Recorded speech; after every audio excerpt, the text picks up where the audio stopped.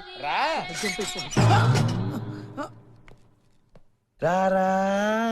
సరసకు రారా.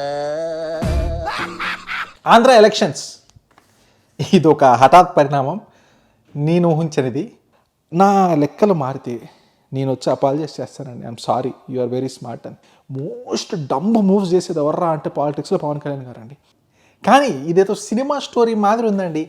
అంటే నేను చెప్పా కదా, ఈ పొత్తులన్నీ టైం వేస్ట్ వ్యవహారాలు, పవన్ కళ్యాణ్ గారికి ఏం తెలుసు అది ఇది. అదే కాకుండా కేసీఆర్ గారు వచ్చారు, చిరంజీవి గారు వచ్చారు, ఇంత చేశారు అంత చేశారు, పవన్ కళ్యాణ్ గారు మీ పార్టీ పెట్టారు, ఏం చేశారు అన్నాను. నేను సీరియస్గా తీసుకున్నాను. This is a case study on how to do alliances. Having a perfect consolidation of the opposition alliance, not even allowing a single vote to go to waste, is how the India alliance should have learned. ఆయన కొంచెం సీరియస్గా తీసుకున్నారు. First నేను చెప్పా, నా predictions wrong అయితే నేనే వచ్చి సారీ చెప్తా అని. సారీ చెప్పాలంటే కూడా సిగ్గేసే విధంగా వచ్చిందనమాట రిజల్ట్. సో జెన్యున్లీ సారీ జనసైనిక్స్కి కానీ నా సబ్స్క్రైబర్స్కి కానీ.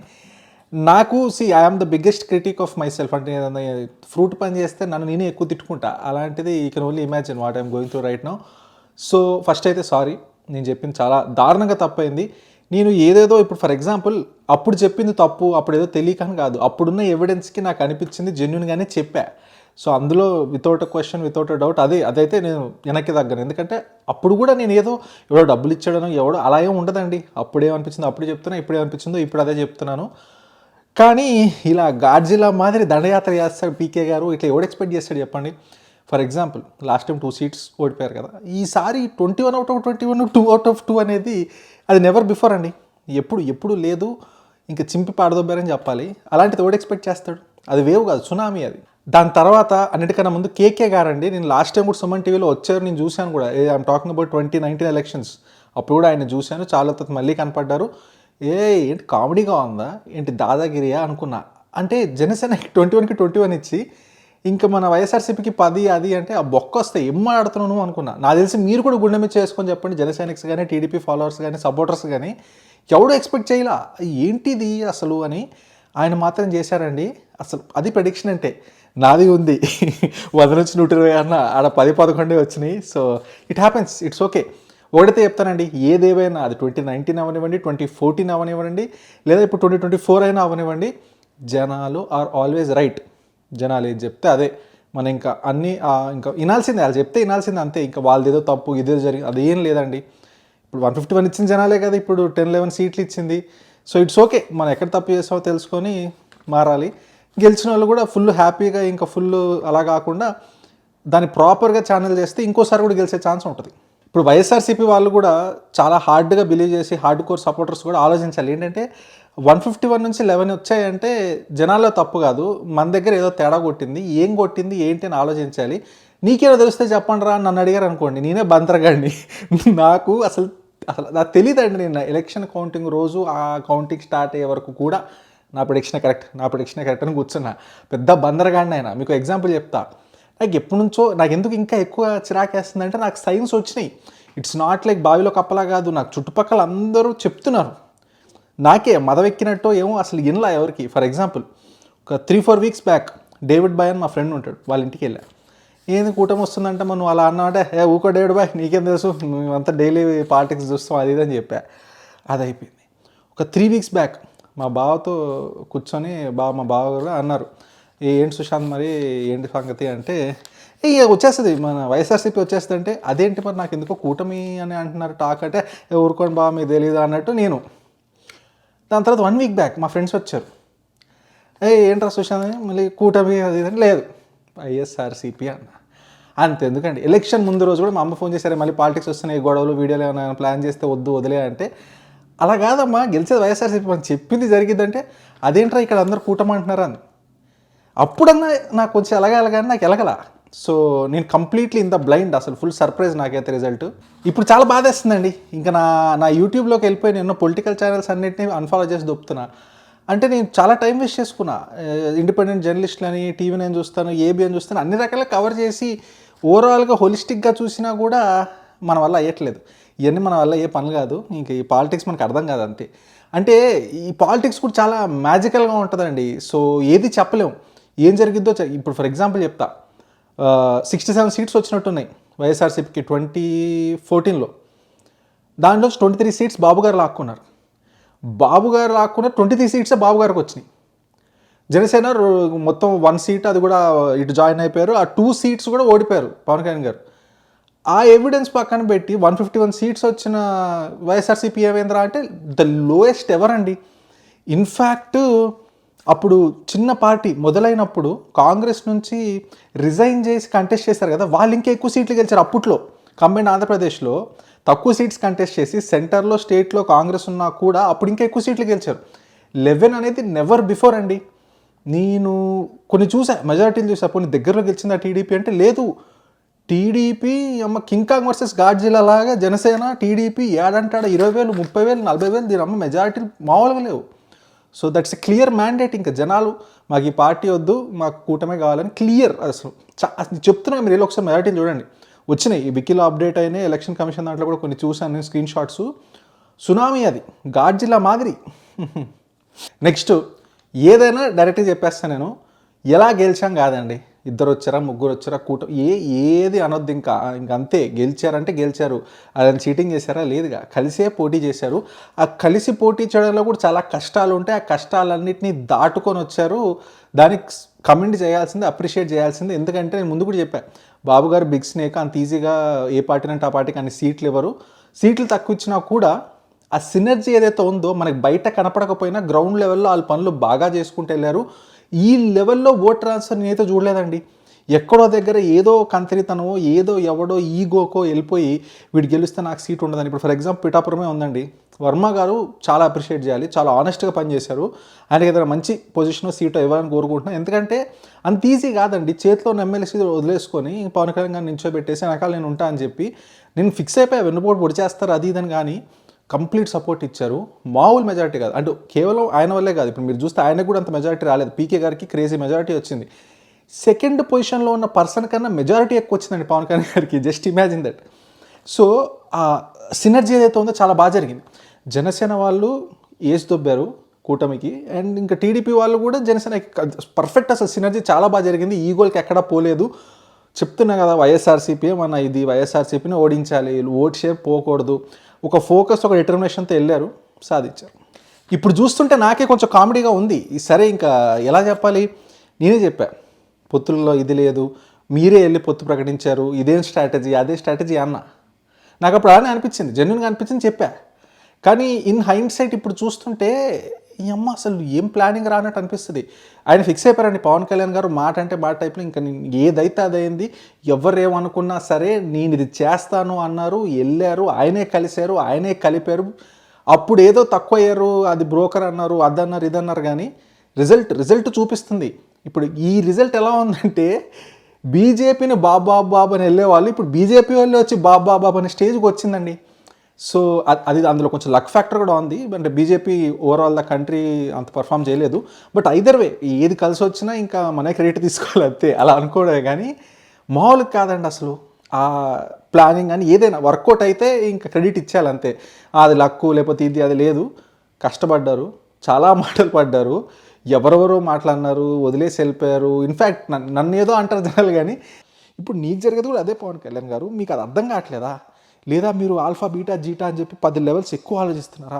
జన సైనికులు కూడా 21 సీట్స్ ఇచ్చినప్పుడు, లేదా 23 or 24 ఇచ్చి మళ్ళీ తగ్గించారు కదా, అప్పుడు చాలామంది చాలా మాట్లాడినారు. ఇంకా అమ్మేసుకున్నాడు అది ఇది అన్నారు.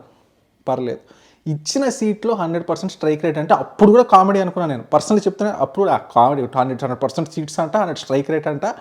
అదేదో కోహ్లీ మాదిరి కొంచెం టైం తీసుకున్నారు. కానీ కూర్చున్నాక స్ట్రైక్ రేట్ మాత్రం మామూలుగా లేదండి.